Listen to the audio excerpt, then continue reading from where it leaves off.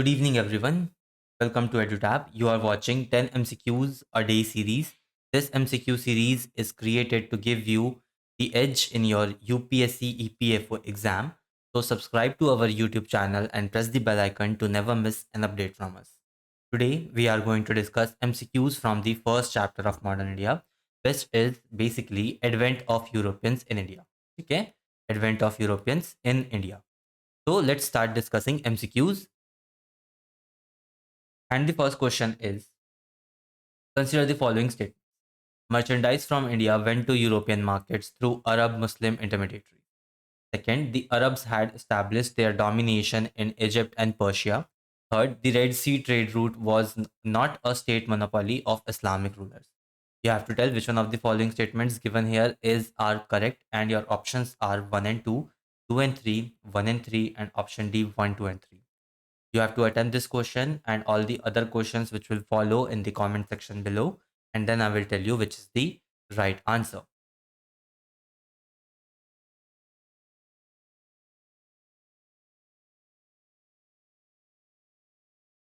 Early attempt. Chalo, I'm telling you the right answer. The right answer to this question is option A. That means first and second statement they are absolutely correct, while the third statement is incorrect. चलो अब इसको explain कर देता हूँ मैं तुम लोग को. देखो, before the discovery of a direct sea route to India, there was no direct contact between India and Europe. ठीक है, इंडिया और यूरोप के बीच में कोई डायरेक्ट कॉन्टैक्ट नहीं था, because the Arabs had establish there domination in the Egypt and Persia region, which basically means they were controlling all the land routes which were used for trading purposes. And the Red Sea trade route was a state monopoly of Islamic rulers. यहाँ पे not a state monopoly लिखा हुआ है, and that is why ये statement हमारी गलत हो जाती है, because the Red Sea trade route was a state monopoly of Islamic rulers. And because of these two reasons, the Europeans were keen to find a direct sea route to India, which was discovered by Vasco da Gama in the year 1498. Okay, now let's move towards the next question. Which one of the following statements are correct? In 1497, under the Treaty of Tordesillas, the rulers of Portugal and Spain divided the non-Christian world between them by an imaginary line in the Atlantic. Second, under the treaty, the Portugal could claim and occupy everything to the west of line, and Spain could claim everything to the east. You have to tell which one of the following statements given here are correct, and your options are one only, two only, both one and two. Option D, neither one, neither two. Attempt this question in the comment section below, and then I will tell you which is the right answer. Early attempt. Chalo, I'm telling you the right answer. The right answer to this question is option A. That means first statement हमारा बिल्कुल सही है, second statement हमारा बिल्कुल भी गलत है.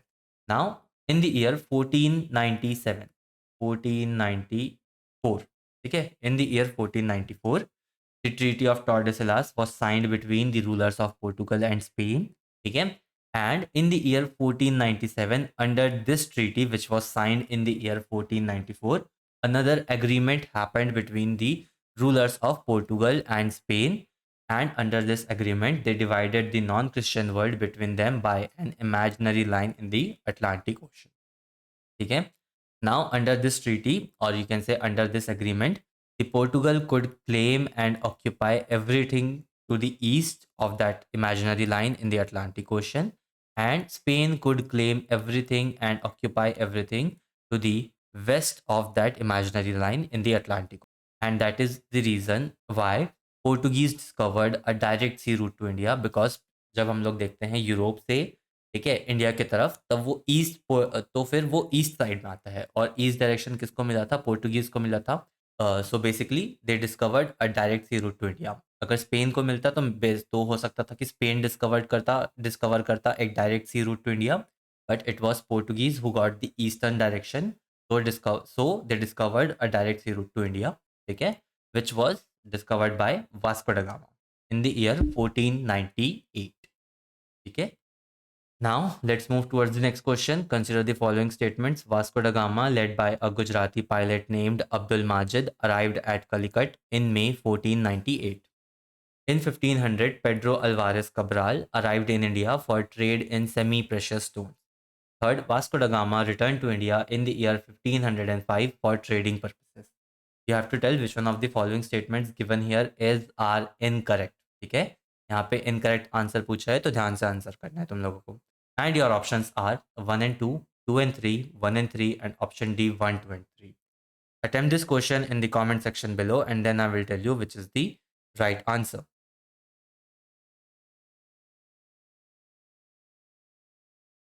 कर लिया attempt? चलो, I am telling you the right answer. The right answer to this question is option B. ठीक है, that means second and third statement they are absolutely incorrect. ठीक है, बेसिकली फर्स्ट स्टेटमेंट हमारा एब्सोल्युटली सही है. Yes, Vasco da Gama was led by a Gujarati pilot whose name was Abdul Majid. ठीक है, when he arrived in India at Calicut in May 1498. ठीक है, second statement हमारा इनकरेक्ट इसलिए है because in the year 1500 Pedro Alvares Cabral, he was another Portuguese national, he arrived in India for trade in spices. ठीक है, spices में trade करने के लिए आया था ये, ना कि सेमी प्रेशियस स्टोन्स में. थर्ड स्टेटमेंट भी हमारा इनकरेक्ट है because Vasco da Gama he return to India in the year 1501. ठीक है, for trading purposes and not 1505. ठीक है, वास्को ड गामा दो बार इंडिया में आया था. एक 1498 जब उसने सी रूट डिस्कवर किया, डायरेक्ट सी रूट को डिस्कवर किया, और सेकेंड आया था वो फिर 1501 में. ठीक है, now let's move towards the next question. Next question is whose policy is called the blue water policy. बहुत ईजी क्वेश्चन है ये. And your options are Alfonso, Francisco, Nino, and option D Lord Canning. Attempt this question in the comment section below and then I will tell you which is the right answer.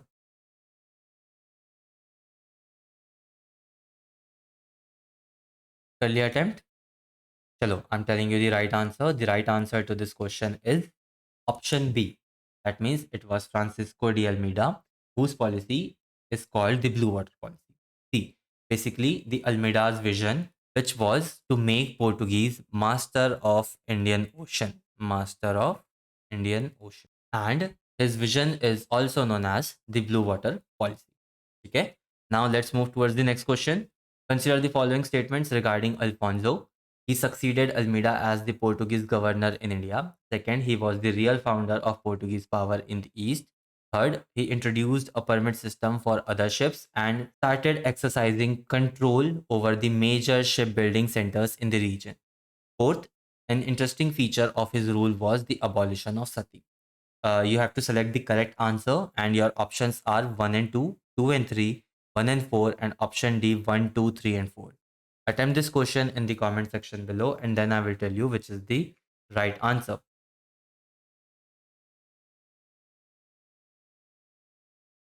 कर लिया attempt? Chalo, I'm telling you the right answer. The right answer to this question is option D. That means all the statements which are given here, they are absolutely correct regarding Alfonso. Yes, he succeeded Almeida as the Portuguese governor in India. Almeida was the first Portuguese governor who was appointed by the King of Portugal in the year 1505. And then Alfonso succeeded him as the Portuguese governor in India. He is also considered real founder of Portuguese power in the East because he secured all the strategic control of Indian Ocean and established bases all over the entrances to the Indian Ocean. तो basically Indian ocean क्या है, बहुत ज़्यादा बड़ा एक ocean तो है नहीं.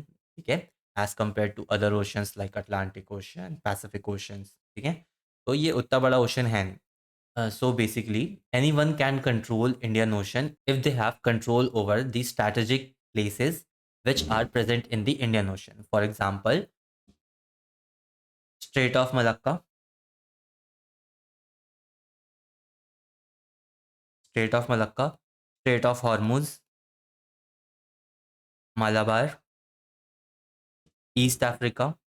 ठीक है, तो ये कुछ ऐसे इंपॉर्टेंट स्ट्रैटेजिक लोकेशंस हैं जहाँ पे एक बार किसी ने कंट्रोल कर लिया then he can obviously can control the whole Indian Ocean. ठीक है, तो Alfonso did that for the Portuguese in the east. ठीक है, he secured all the strategic positions by establishing military bases all over that. उसके बाद फिर Alfonso ने एक परमिट सिस्टम को इंट्रोड्यूस किया in the Indian ocean for other ships. अगर किसी शिप को इंडियन ओशन में एंट्री चाहिए तो फिर उनको पोर्टुगीज से परमिशन लेनी पड़ेगी. ठीक है। उसके बाद अल्फोंसो ने कंट्रोल करना स्टार्ट किया जितने भी शिप बिल्डिंग सेंटर्स थे इस पूरे रीजन में, and because of that the Portuguese navy became very very strong. ठीक है। And last point, yes he abolished Sati during his rule. ठीक है। Now let's move towards the next question. Next question is consider the following statements regarding Nino. He shifted headquarters from the Portuguese government in India from Cochin to Goa. Bahadur Shah of Gujarat, during his conflict with Mughal Emperor Humayun, secured help from Portuguese by ceding him island of Basin with its dependencies and revenue in the year 1534. Third statement, he also attempted to increase Portuguese influence in Bengal by settling many Portuguese nationals there with Hooghly as their headquarters. You have to tell which one of the following statements given here is are incorrect. ठीक है, यहाँ पे incorrect option पूछा है तो ध्यान से answer करना. And your options are none, 2 and 3, 1 and 3, and option D 1, 2 and 3. Attempt this question in the comment section below and then I will tell you which is the right answer.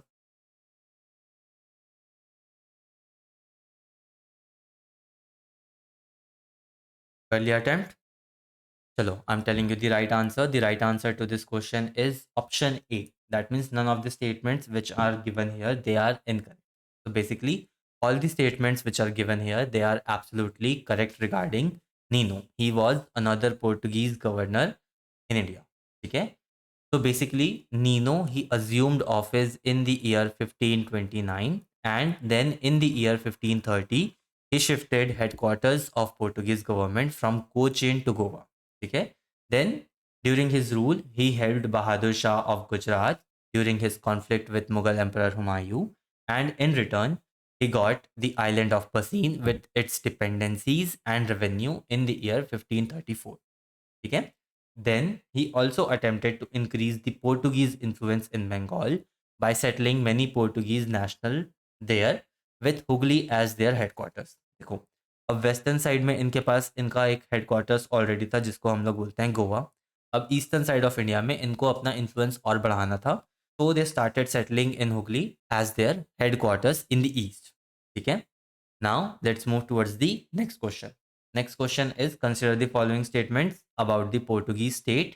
They had under them a chain of seaport fortresses and trading posts like Mangalore, Kannur, Cochin, and Calicut. Second, the head of the administration was Viceroy, governor, who served for 5 years with his secretary. The Portuguese, they established military posts and settlements on the east coast at Sandholm and Nagapattam. You have to tell which one of the following statements given here is are correct, and your options are one only, 2 and 3, 1 and 3, and option D 1, 2 and 3. Attempt this question in the comment section below and then I will tell you which is the right answer.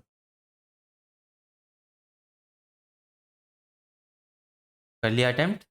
Chalo, I'm telling you the right answer. The right answer to this question is option C. That means first and third statement they are absolutely correct. ठीक है. Second statement incorrect इसलिए है because the head of the administration was obviously viceroy slash governor, but they used to serve for 3 years. ठीक है, and not 5 years with their secretary, and that is why second statement हमारा यहाँ पे wrong हो जाता है. इसके बाद फर्स्ट और थर्ड स्टेटमेंट हमारा बिल्कुल सही है because the Portuguese state they had a chain of seaport fortresses and trading posts like Mangalore, Kannur, Cochin and Calicut. ठीक है.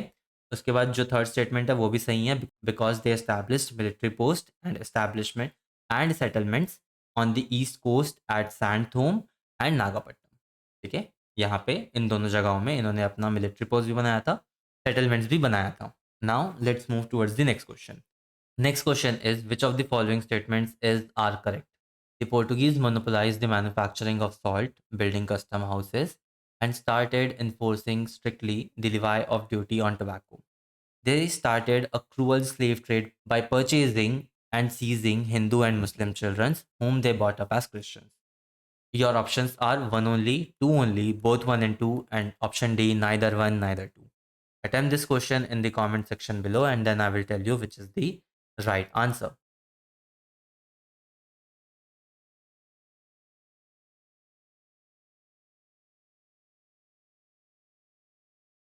Early attempt. Chalo, I'm telling you the right answer. The right answer to this question is option C. That means both the statements which are given here, they are absolutely correct. When Portuguese started settling in Bengal, they monopolized the manufacturing of salt there. They also started building custom houses of their own, and also enforcing the strict levy of duty on tobacco, which was a very important trade item since its introduction in the 17th century. ठीक है, 17th century में first time tobacco को introduce किया गया था। उसके बाद से ये बहुत इंपॉर्टेंट ट्रेड आइटम रहा है हमेशा से। उसके बाद फिर सेकंड स्टेटमेंट पे आते हैं। सेकंड स्टेटमेंट भी हमारी बिल्कुल सही है। Yes, the Portuguese started a cruel slave trade by purchasing and seizing Hindu and Muslim childrens. Then they used to brought them up as Christians and then they used to sell them in the international market for a very good price. Okay, now let's move towards the next question. Next question is, consider the following statements with regard to Dutch East India Company. The company established trading depots at Surat and Ahmedabad in the West India. Second, the Dutch Parliament empowered the company to conclude treaties on its own. You have to tell which one of the following statements given here are correct, and your options are one only, two only, both one and two, option D, neither one, neither two. Attempt this question in the comment section below, and then I will tell you which is the right answer.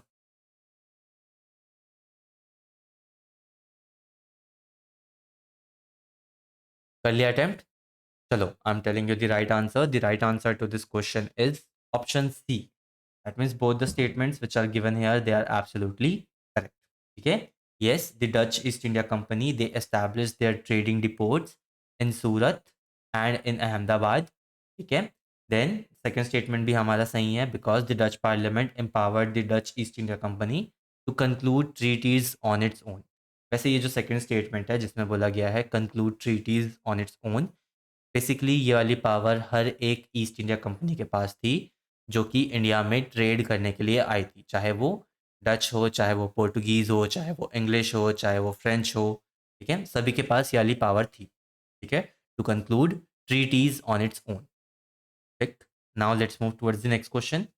Next question is, in the year 1510, Goa was captured from Sultan of Bijapur by which of the following Portuguese viceroy? And your options are Francisco, Tristan, Alfonso, and option D, Vasco da Gama. You have to attempt this question in the comment section below, and then I will tell you which is the right answer.